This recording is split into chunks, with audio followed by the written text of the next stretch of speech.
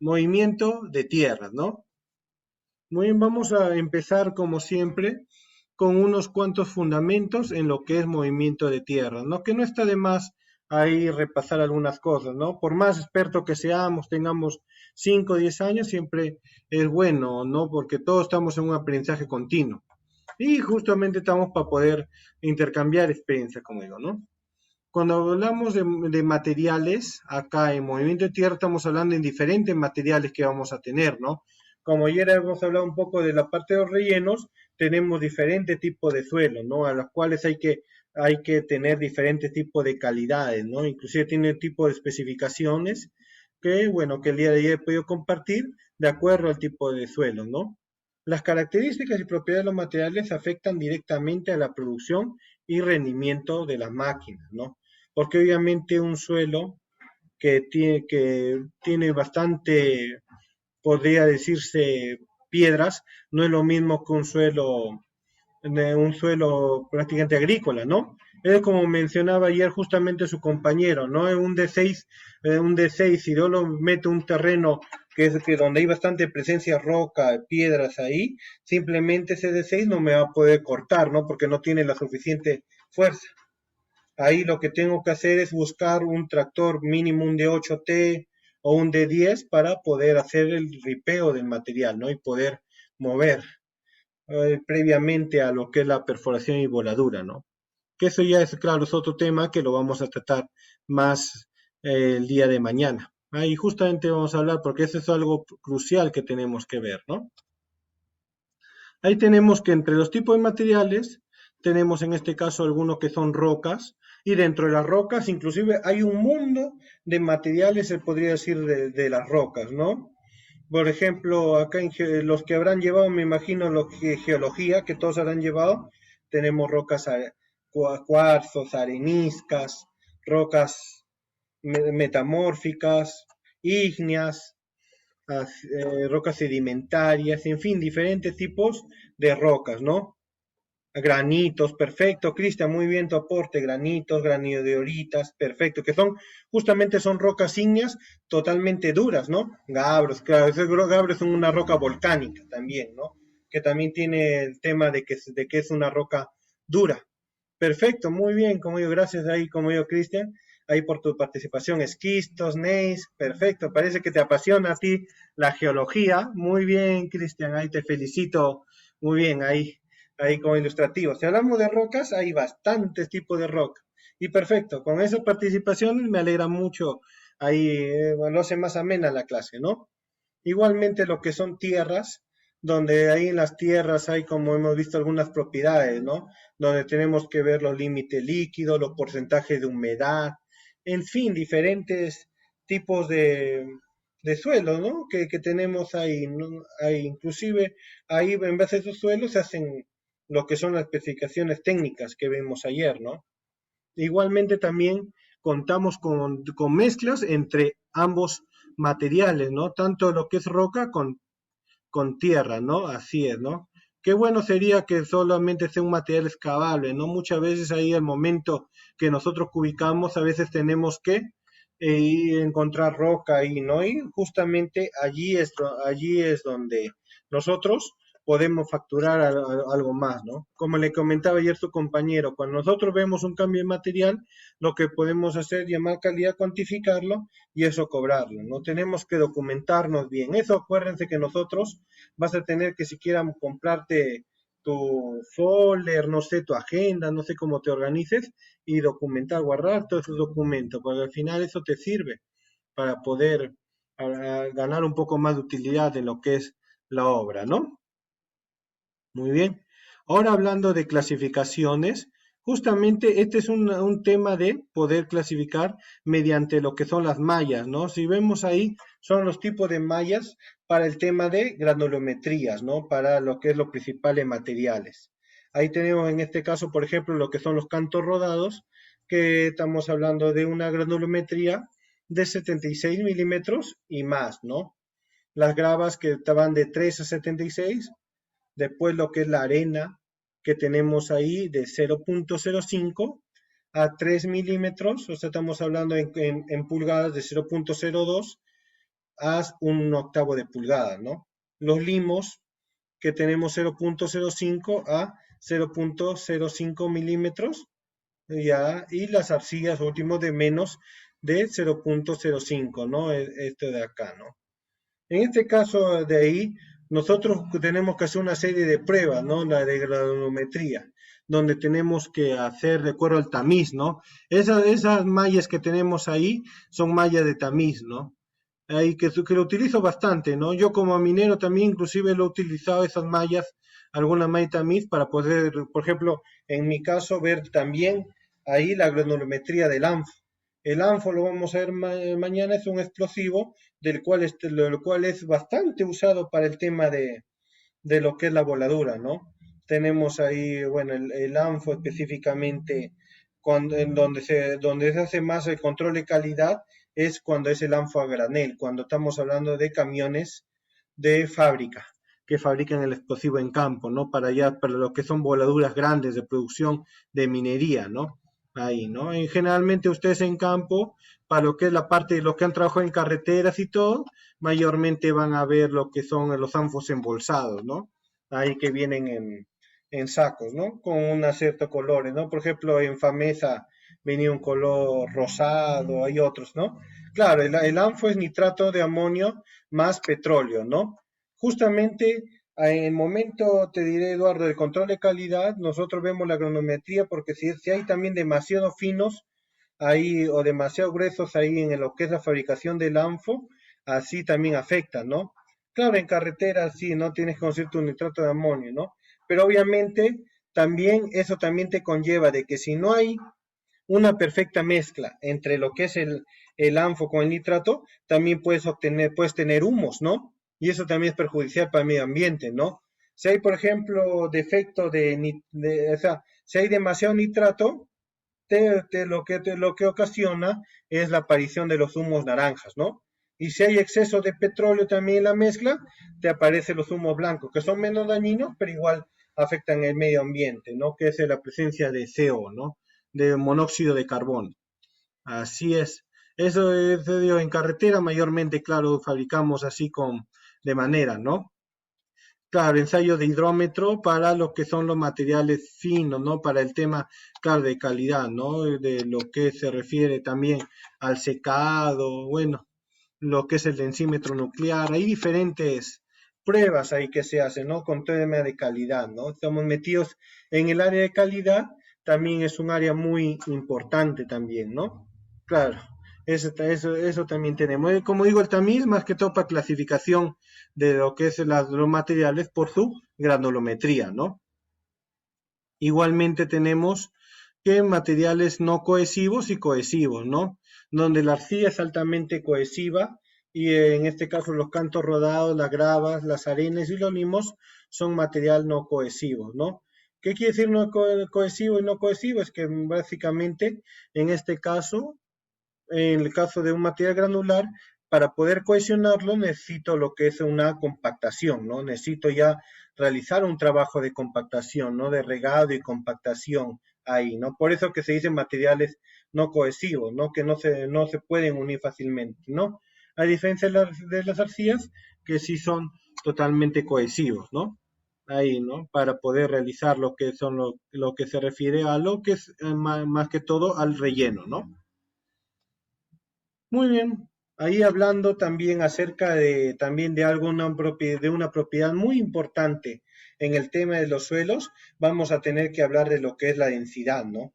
Sabemos, por ejemplo, que tenemos un volumen en banco, ¿no? Por ejemplo, en volumen en banco puede ser 30.000, pero sin embargo, suelto también tiene otra densidad, ¿no? De lo que le llamamos comúnmente ahí en el trabajo, que es el esponjamiento, donde generalmente a veces tiene 30.000, aparentemente lo divides entre camiones, que es 30.000 cubos entre camiones, me da tanta cantidad de viajes. Pero sin embargo, se tiene que hacer un cálculo mucho mayor todavía, ¿no? Que el que podemos hacer. Si lo vemos ahí en un calculadora, vamos a sacar una calculadora así rápido nomás. A ver, acá una calculadora.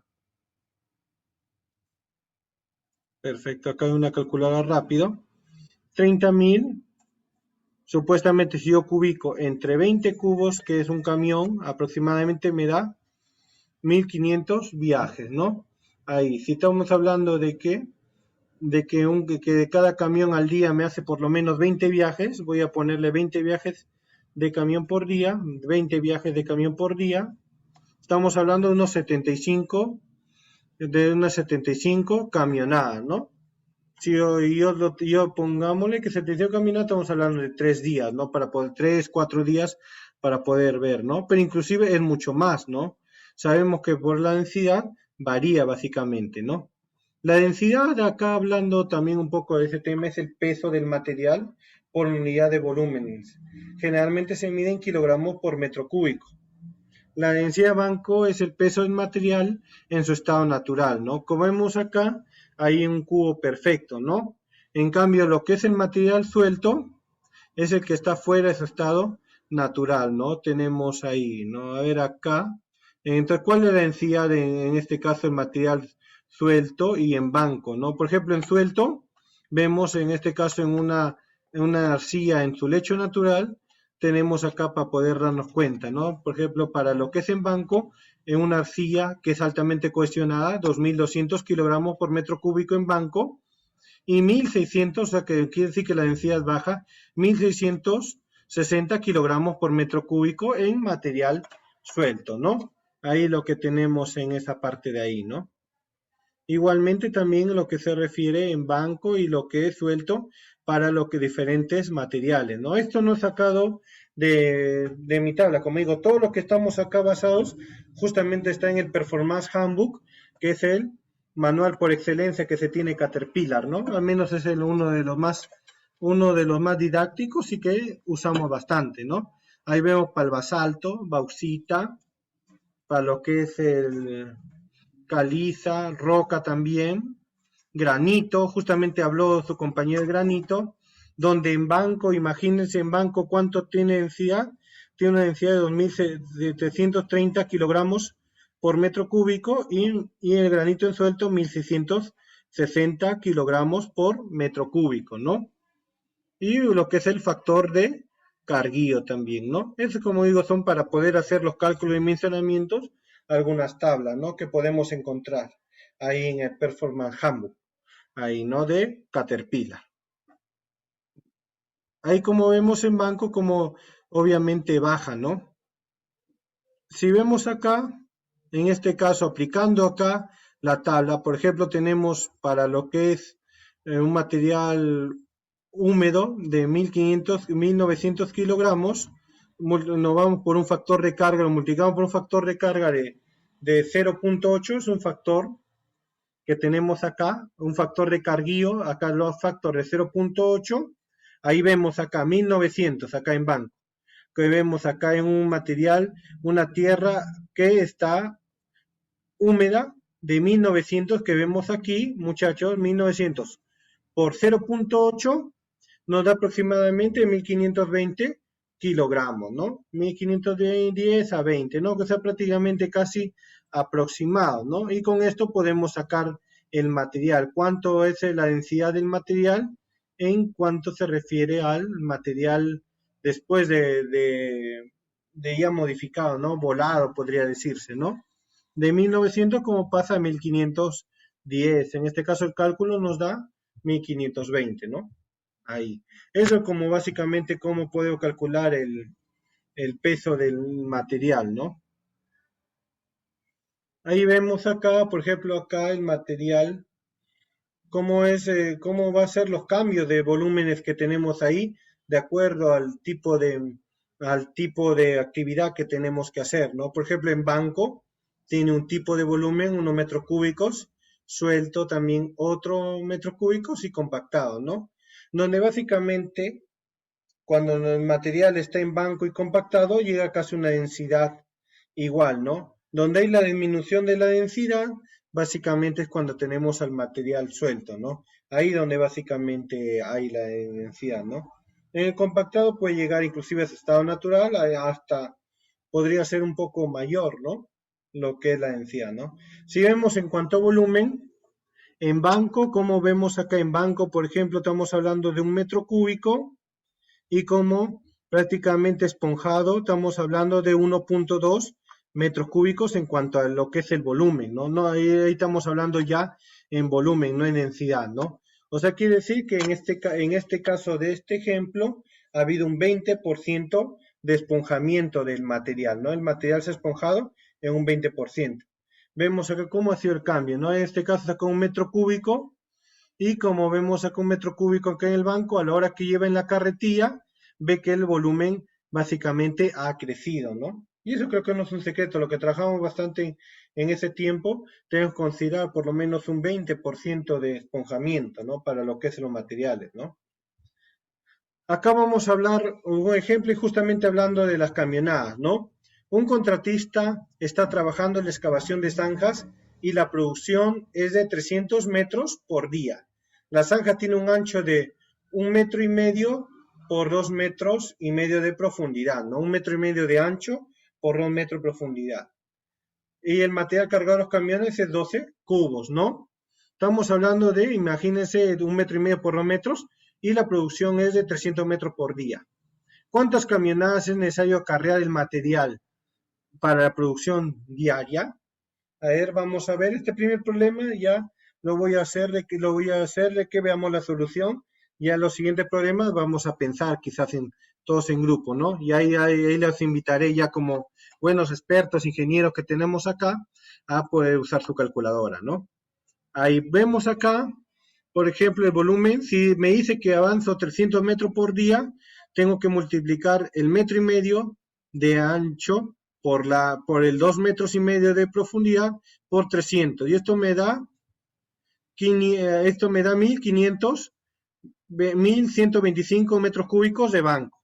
Si yo esto de acá en este caso esto lo multiplico. A ver, déjame ver acá la calculadora. Creo que lo cerré.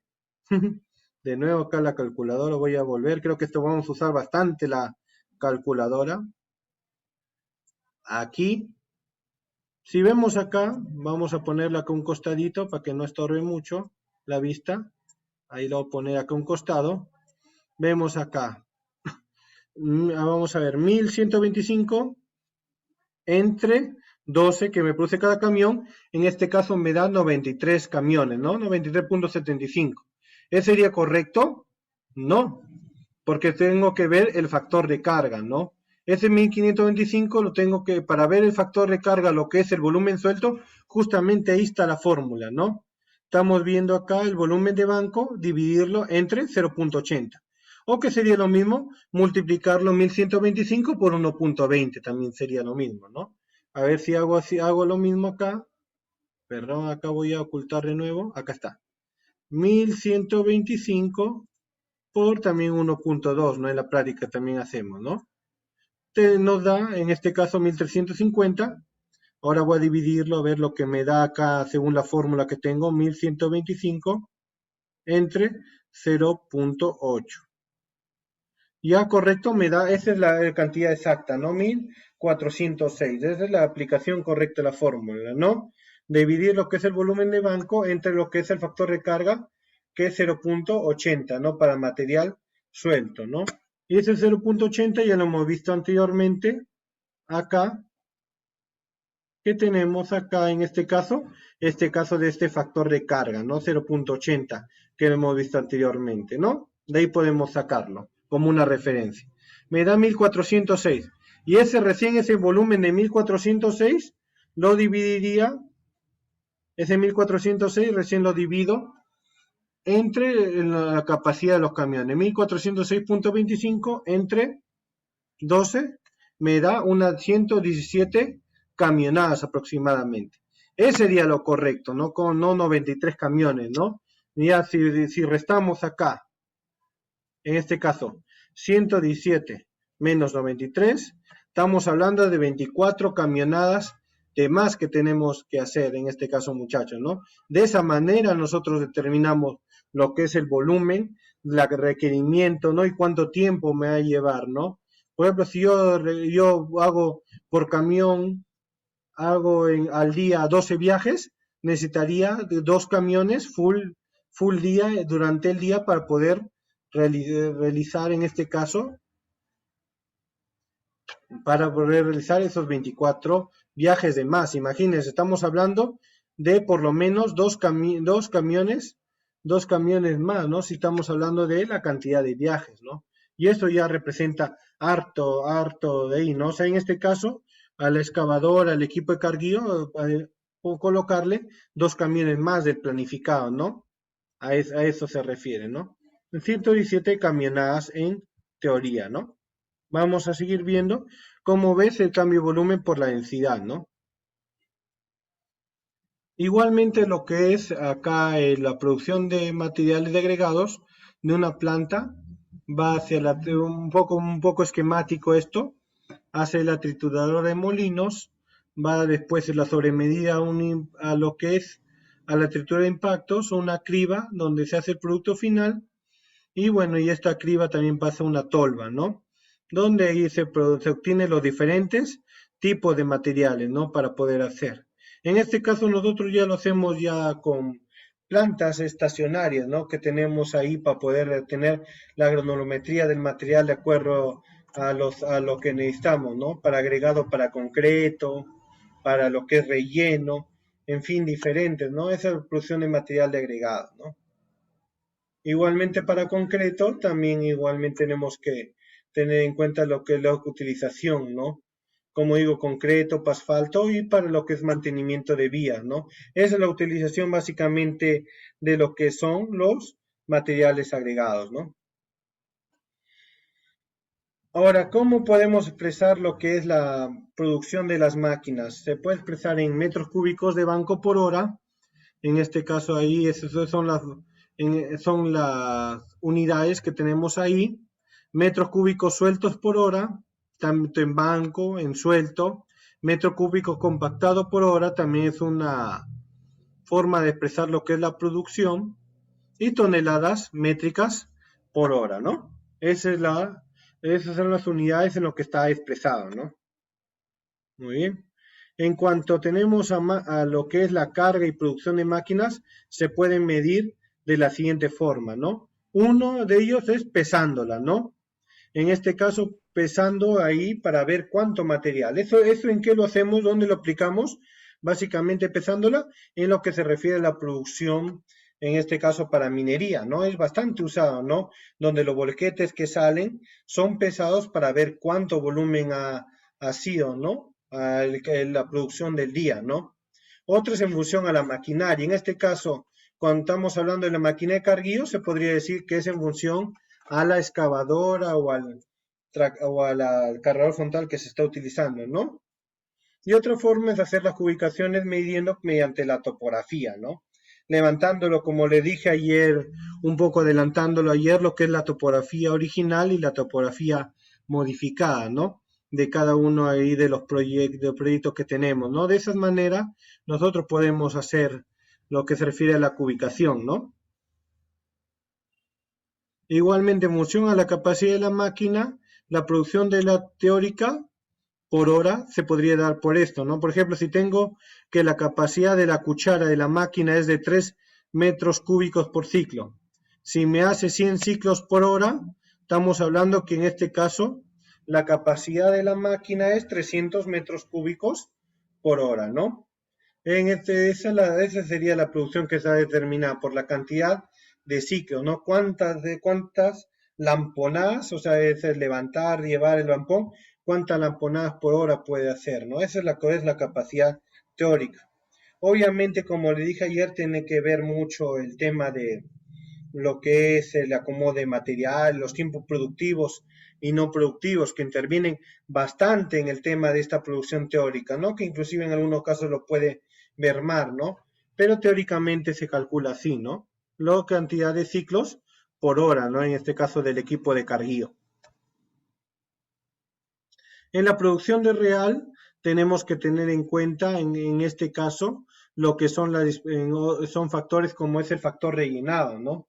Vamos a verlo, inclusive acá he preparado para revisar, en este caso de acuerdo al tipo de maquinaria, ahí tiene una eficiencia, ¿no? Donde también la cuchara tiene hasta una factor de colmado, se podría decir, ¿no? También lo que es la eficiencia de la maquinaria, disponibilidad mecánica, así como otros factores también que se tienen ahí, ¿no? Como les mencioné ayer, que son factores que a veces salen a veces de nosotros, ¿no? Que son externos ahí para poder realizar lo que son el correcto cálculo de la producción de un equipo, ¿no? Igualmente, como vemos acá el volumen en función a lo que es el factor rellenado, es el porcentaje de volumen disponible en una caja o cucharón que realmente se está utilizando, ¿no? Una cosa es, por ejemplo, cuando llevamos al ras, como vemos en la parte de arriba, donde ese volumen contenido en el cucharón o en una caja, después de nivelar la carga, pasando por un rasero entre sus extremos, ¿no? Y la otra, que es lo que más común que nosotros hacemos, es la capacidad colmada, ¿no? Que es la capacidad al ras más la cantidad adicional que se acumula sobre la carga al ras de material, manteniendo el ángulo de reposo, en este caso según lo que se refiere acá a la norma que tenemos acá de cada uno de los equipos, ¿no? Donde tenemos el SAE J742 para cargadores y el SAE J296 para excavadora, ¿no?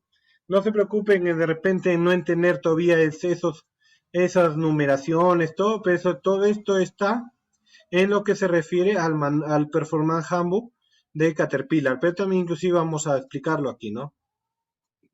En lo que es capacidad al ras, en lo que es la capacidad del cucharón o lo que es SAE, SAE significa en inglés que significa capacidad del cucharón, es el volumen de contenido al nivelar el cucharón después de nivelar la carga, pasando por un rasero que se apoye sobre la cuchilla y la parte de atrás, ¿no? Es cuando el material, como ven acá fácilmente, se encuentra acá al ras del cucharón, ¿no? Y colma de la capacidad al ras más la cantidad adicional que se acumule sobre la carga al ras con un ángulo de reposo de 2 a 1, ¿no? Con un nivel de ras paralelo al suelo. Ahí estamos sabiendo de 2 a 1, ¿no? De 2 veces lo que es la base sobre con respecto a la altura, ¿no? Y donde este factor de lleno de cucharón se va a conocer como porcentaje de la capacidad colmada, ¿no? Por ejemplo, estos son los factores de llenado de acuerdo al tamaño de los materiales para lo que son cargadores sobre ruedas, ¿no? Por ejemplo, lo que estamos agregados en lo que es materiales sueltos, o sea, la mayoría que encontramos ahí en la naturaleza material suelto, agregados húmedos mezclados, tenemos un factor rellenado de 95 al 100%, ¿no? Estamos hablando en este caso, de agregados húmedos de hasta 3 milímetros, igual del 95 al 100, ¿no? Agregado 3 pulgadas del 90 al 95, agregado 12, cuyo diámetro es de 20 milímetros. Estamos hablando de media pulgada a 3 cuartos de pulgada, de 85 a 90, y agregado de 24 milímetros, que son más grandes, de 85 a 90, ¿no? En lo que es roca de voladura, si está bien fragmentada, ¿qué quiere decir? Bastante presencia de fino, ¿no? Por eso que nosotros, al momento de hacer una voladura, les contaré, yo que he hecho también varias voladuras, tanto lo que se refiere a minería subterránea, obras civiles y también movimiento de tierra, obras civiles y también minería superficial. Cuando nosotros queremos medir cuán eficiente ha sido nuestra voladura, lo medimos en base a la producción del camión, ¿no? En base a la producción del carguío. En el caso de una roca que está bien fragmentada, cuya fragmentación es adecuada, tenemos lo que es eficiente o factor rellenado del 80 al 95%. En una roca medianamente fragmentada, del 75 al 90%.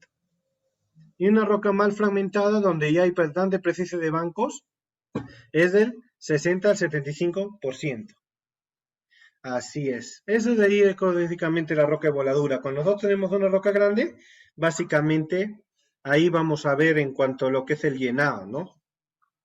Igualmente tenemos otro tipo de materiales, ¿no? Que mezcla de tierra y roca, que es menor al 100%, limo, que puede llegar a lo que es el 110%, lo que es suelo, piedras raíces del 80 al 90%, y materiales cementados del 85 al 90% del factor rellenado, ¿no?